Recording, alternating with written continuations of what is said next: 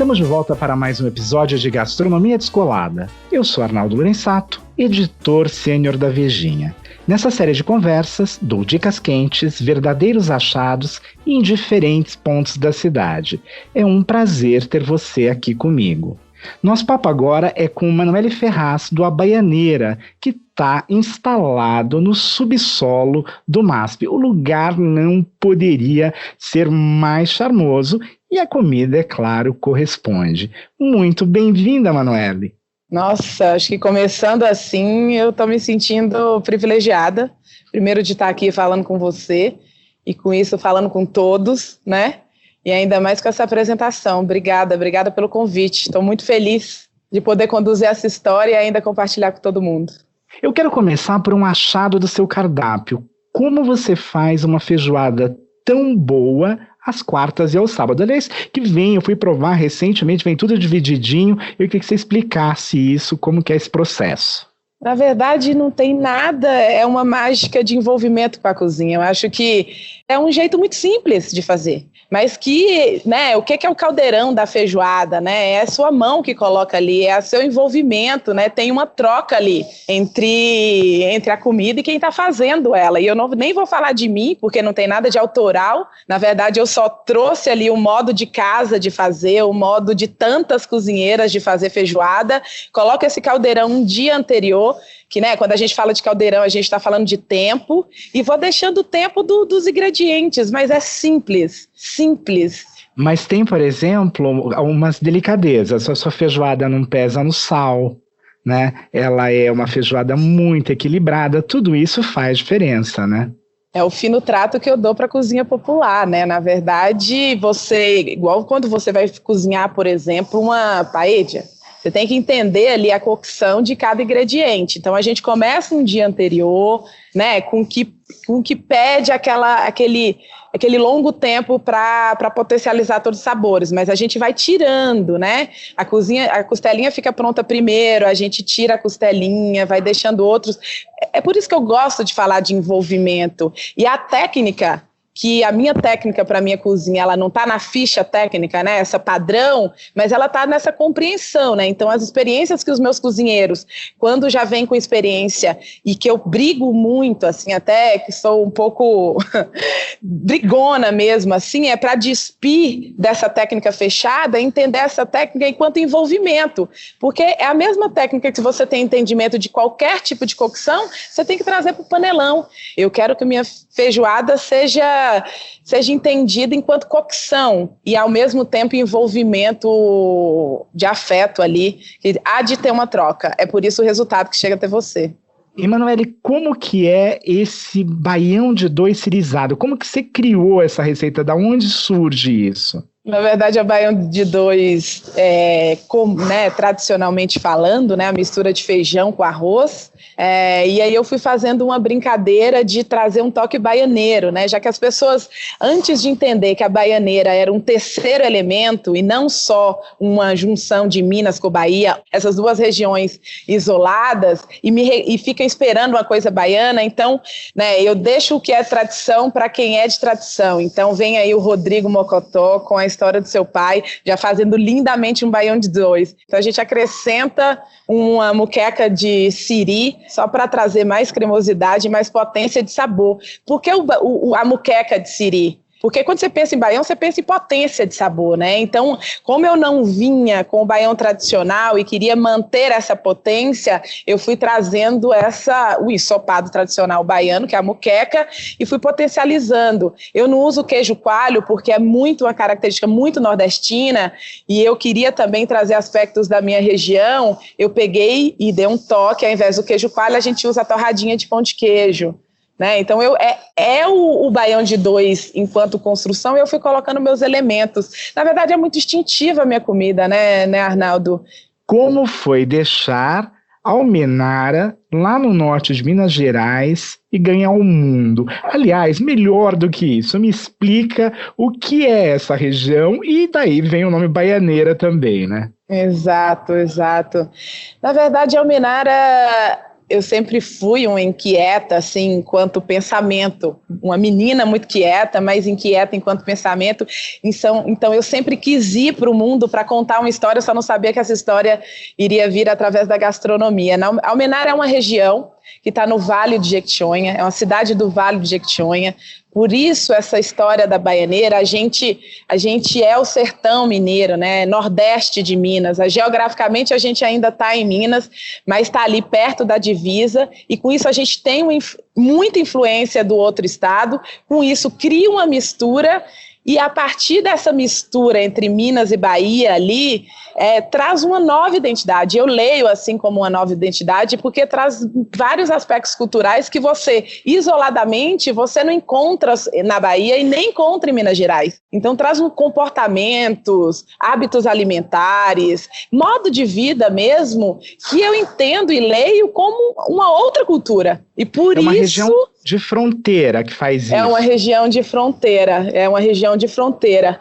E com muita história, ela pega ali vários lugares, né? Ela pega desde esse sertão de Guimarães Rosa, mas também está ali, né? Onde é que o rio deságua e encontra o mar, então vem essa influência ribeirinha, e foi daí que foi surgindo, gente, é um terceiro elemento, é um modo diferente de se comportar. E que modo é esse? E você é o quê? Eu também não dava conta de falar que eu era só mineira ou só baiana, e com isso virou a baianeira, e foi quando começou essa história.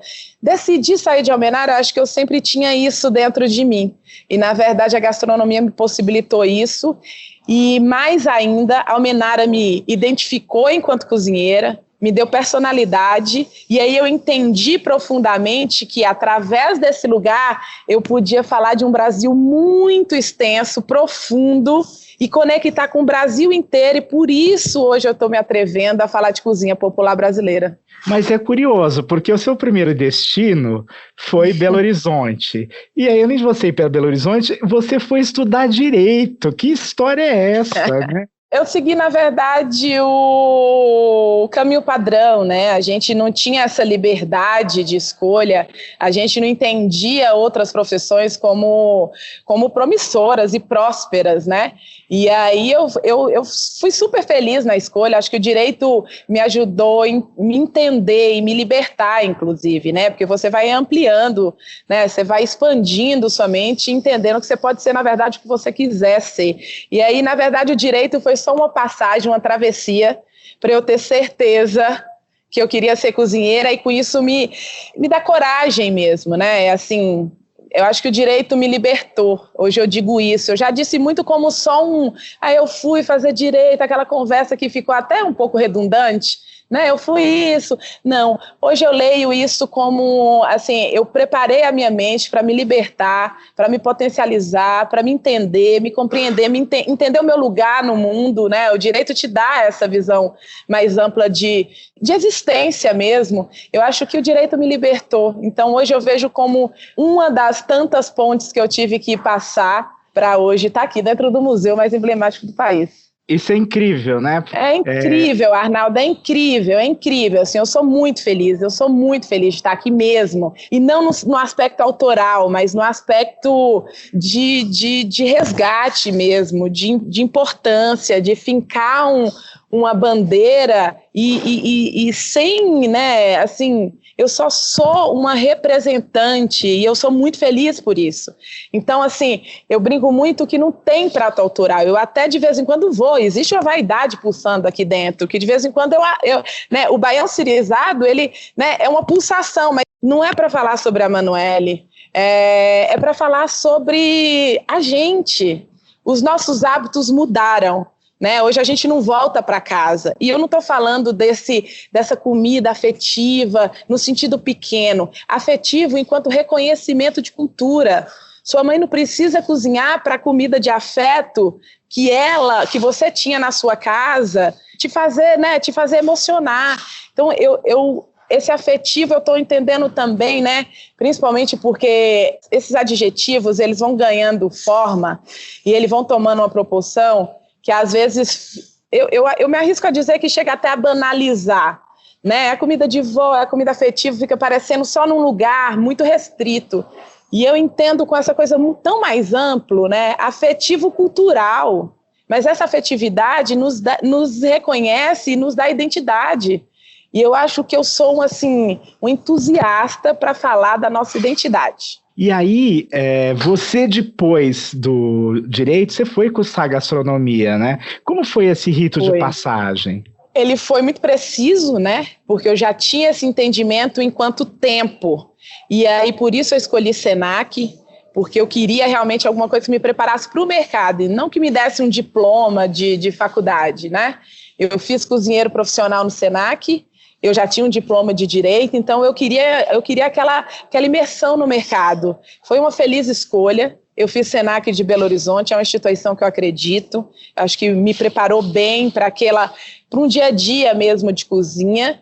E aí, como eu fiz Senac, digamos, isso já deve ter uns 10, 11 anos atrás, a gente ainda tinha muito essa dificuldade de valorização interna, a gente ainda estava num momento em que tudo não estava concentrado aqui, o olhar ainda era de fora. Então, a partir do Senac, eu já fiz o ano inteiro do Senac, já me preparando para ir para fora, para então voltar, que eu sabia que o meu caminho ia ser muito mais rápido. E eu precisava logo entender e me jogar nesse novo mundo. Eu já não tinha mais 17 anos, eu já não podia fazer mais 5 anos de faculdade e daí escolher, né? Na verdade, já estava aqui tudo preparado e eu precisava ativar isso, né? Eu precisava borbulhar isso. E aí você escolheu ir para Nova York, foi o seu primeiro destino ou não? Eu já tinha morado fora, já tinha dado um grito rebelde de liberdade ali 6 meses antes de terminar o curso de Direito. Eu morei na Escócia há um tempo, mas eu ainda não era já entendendo que eu era uma cozinheira.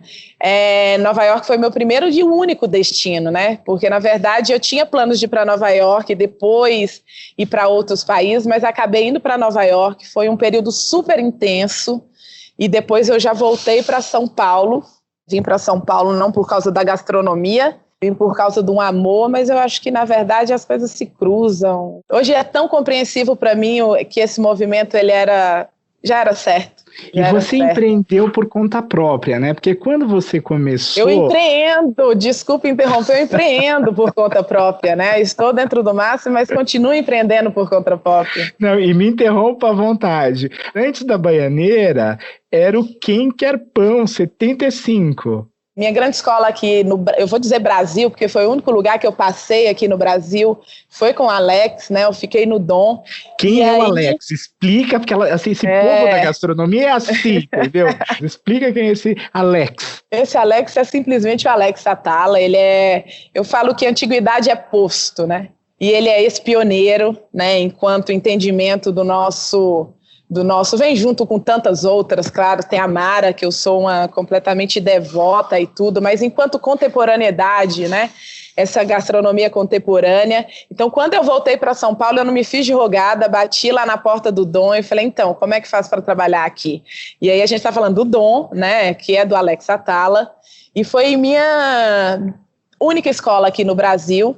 E eu sou uma obstinada, né, Arnaldo, assim, eu falo que eu sou quase 50 anos em 5, então assim, foi 1 ano de Senac, mas valeu por 10, foram 2 anos de Nova York, mas por 20, eu trabalhava insanamente.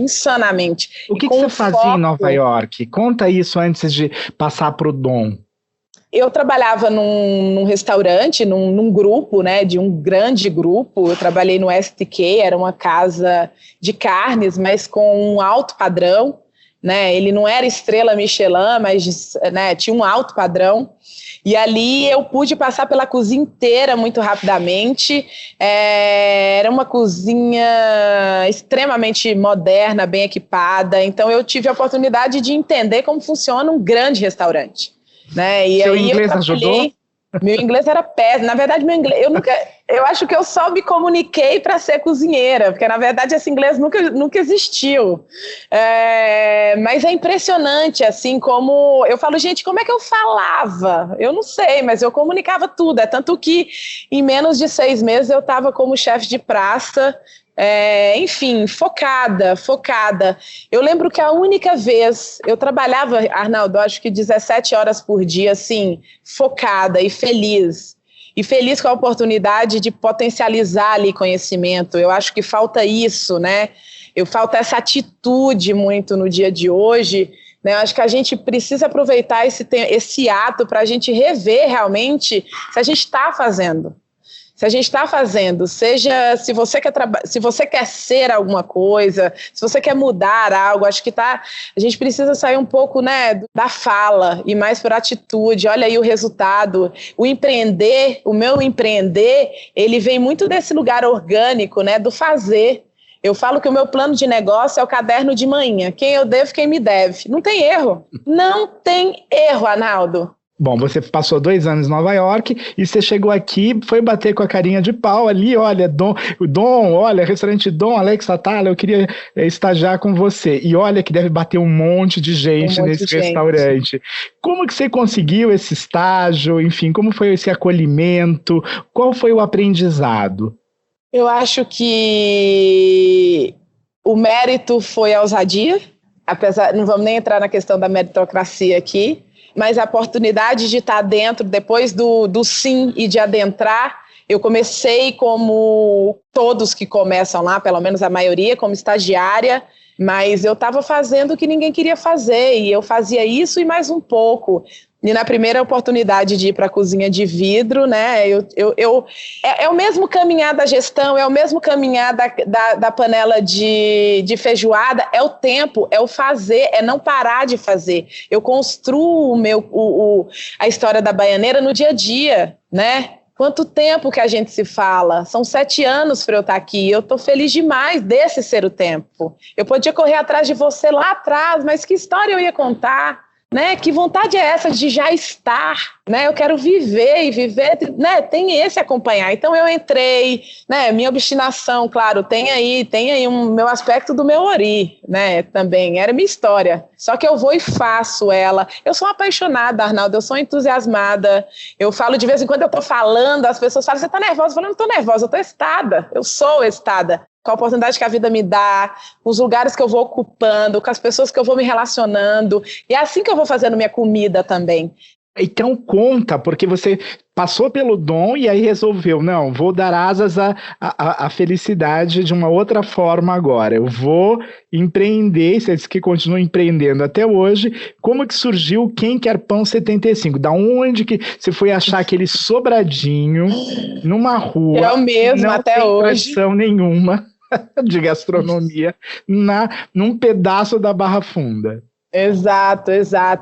Eu não sei se nem o que vem antes, é o ovo ou a galinha. Na verdade, foi uma parceria de amor, assim, e que viu quem eu podia ser e fala: não, para pensar quem você é, porque nesse mundo, né, nesses nossos tempos, as coisas passam tão rápido, e aí, na verdade, o parar dentro do dom foi muito mais para eu entender tudo isso que eu tinha vivido e absorvido e aprendido. Na verdade, eu parei para dar um tempo para eu entender o que eu ia fazer depois. E daí eu andando, porque eu morava já na Barra Funda desde sempre, desde que eu vim morar em São Paulo, então eu não venho ocupando essa Barra Funda hotspot de hoje, né? Esse movimento hoje, digamos, que procura esses lugares inusitados. Na verdade, eu sempre estive ali e fiquei ali para eu também ter tempo de me entender. E escondida mesmo. Na verdade, Barra Funda não foi pensando que ela poderia ser futuramente o que é hoje. Na verdade, eu me escondi ali para eu começar a construir alguma coisa. E foi assim, diariamente, que eu fui descobrindo. E o Quem Quer Pão surgiu porque eu falava: gente, o que eu vou ser? Eu não sei. Eu só tinha entranhado em mim, porque eu não tinha parado ainda, referências. E referência do outro. Mas eu não sabia quem eu era, então eu parei, me escondi ali naquele sobrado, né? Não tinha dinheiro, E aí eu precisava de um produto e precisava começar de algum lugar. E aí, pela escassez do lugar, eu mesma desejava um pão e não achava um bom pão no entorno. E aí eu falei, gente, mas eu não sei fazer pão, porque eu até poderia começar por pão, até entender que comida eu sou. De repente me veio, poxa, tô com saudade do pão de queijo de manhã. E o pão de queijo de manhã sempre teve essa estrutura mais de pão, né? Você vê que meu pão de queijo ele tem uma estrutura, é diferente, porque na verdade lá a gente tratava esse pão como, historicamente, se a gente for ver, é como um pão, né? Então tem essa estrutura mais densa e não sei o quê. E assim, ligando para a mãe, eu falei, mãe, como que é a receita do pão de queijo? Eu falei, gente, tá aí. Já tem um produto. E aí, que nome? Quem quer pão? Eu inventei. Tudo eu conto história, que aí depois tudo se justifica, Arnaldo. Falei, quem quer pão quer tudo. Depois eu resolvo lá o que eu vou ser. E aí eu falei, eu não sei fazer pão, mas eu tenho um pão de queijo. E aí fiz o pão de queijo que eu comi em casa, pedi manhã para mandar o polvilho, porque eu não achava aqui, pedi para mandar o queijo, fiz a receita e começou assim. E aí, logo que eu fiz essa primeira receita, quando me trouxe aquele produto, eu falei, gente, eu sou de um lugar. E eu só sou desse lugar porque eu uso os ingredientes de lá. E eu me reconheço nisso. Então, peraí que eu tenho uma cozinha para contar. E assim eu comecei a história do Quem Quer Pão e hoje chegando na história da Baianeira. E, na verdade, foi pegando, fazendo um recorte da história, foi como se eu estivesse pegando fragmentos, sabe? De memórias afetivas inicialmente, porque Almenara é longe, são 2.000 quilômetros. E eu não voltava lá.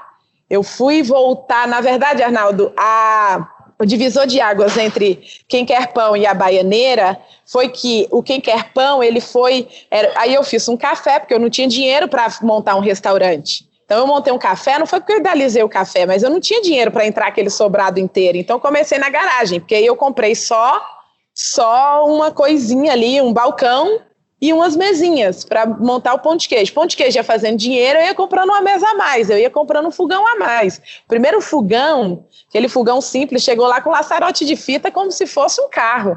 E quem foi construindo isso foi o pão de queijo. O seu fermento foi o pão de queijo para chegar na Baianeira. Por isso ele é tão importante, por isso que ele conta história, né? E aí eu fui percebendo que eu não podia deixar de usar aquele ingrediente. Foi aí que eu fui fazendo esse paralelo e fazendo essas analogias da vida, que peraí, estão falando de fermentação, estão falando de polvilho. Carlos Doria está estudando isso. Eu fui trazendo minha memória afetiva. Olha, o Arnaldo está pensando nisso. Sabe a visão do direito? Né? Eu estava ali quieta, mas eu estava prestando atenção no que o mundo estava dizendo e me reconhecendo. Mas, ao mesmo tempo, ficando protegida, porque existe um mundo fora que te corrompe e que é muito fácil você desviar de quem você é. Deu um frio na barriga quando você foi ocupar o MASP? Como que você chegou até o MASP? Porque você não está em qualquer lugar, né? Você está simplesmente no maior museu, no mais importante da América Latina, né? Olha a responsabilidade, sua cozinha está embaixo de obras de arte que são referências no mundo inteiro. Mais do que isso, a minha cozinha está no lugar do grito. A gente está no vão, é onde é que grita, ecoa tudo. Olha que importante, eu estou falando de arroz e de feijão. Arnaldo, não deu frio na barriga, deu gozo. É tão verdade, que esse movimento foi assim, eu não sabia, eu não planejei, eu fiz. E o convite veio, e eu uso desse convite para ainda vestir mais a camisa, para ainda estar mais protegida e levantar essa bandeira e não querer falar de comida autoral, não é sobre, Emanuele. Eu queria saber, infelizmente o nosso papo está chegando ao fim, eu conversaria longas horas ainda com você, mas eu quero falar de uma característica muito peculiar, eu sei que você já falou bastante disso, mas eu acho que a gente pode tratar desse assunto, que é assim, você vem de uma família matriarcal, mulheres são muito importantes, eu queria entender um pouquinho, como que é esse processo de vir de uma família matriarcal, se é de pai, se é de mãe, né? Porque você nunca fala, você fala só que é de matriarca, mas não fala se é pai ou mãe. E aí, uma outra coisa, como isso se reflete na sua cozinha, né? Na hora de você contratar, você equilibra a sua equipe, você privilegia mulheres, porque o seu atendimento é muito feminino e muito bom. Né? São, tanto numa baianeira como na outra, são pessoas muito gentis, né? Que bom. A gente está aqui para receber, né? A gente recebe na casa da gente com gente, né? Tem que ser gentil, né? Senão não recebe, né? Senão não abre a porta. Você abre a porta para um café, né? Você abre a porta para trocar. Eu acho que o atendimento da baianeira é assim, seja, né? Diga quem você é e como você recebe. Eu dou muita liberdade para os meus garçons, né? Eu não faço aquele treinamento padrão. Estão falando muito de treinamento humanizado. Eu acho que eu já humanizo já faz um bom tempo e deixo a personalidade de cada um aparecer. Claro que com limites, porque a gente está aqui tratando pessoas, mas o limite vem da delicadeza, do entendimento do outro. Arnaldo, eu não sabia que eu tinha feito... A gente é repetitivo, né? A gente repete a história, a gente repete, porque é assim que a gente se identifica naquela família, naquele povo, naquele lugar. Então, essa coisa do matriarcado, que é de pai e mãe, eu repeti isso, mas foi de verdade, foi como um movimento genuíno, não foi pensando, né? Predominantemente, a cozinha da Baianeira da Barra Funda é de mulheres. O atendimento também, veio o Milton depois, que é uma figura emblemática, mas é quase... Põe a sua alma feminina na mesa, entende? Como acolhimento, né? Como esse lugar de cuidado. E aí, Arnaldo, eu sou atrevida. Eu, quando tá falando isso, quando estão usando isso do marketing, isso eu já não gosto.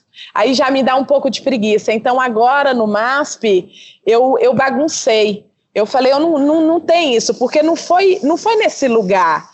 Tem que ser num lugar mais natural, não é superficial, não é para dizer que eu faço.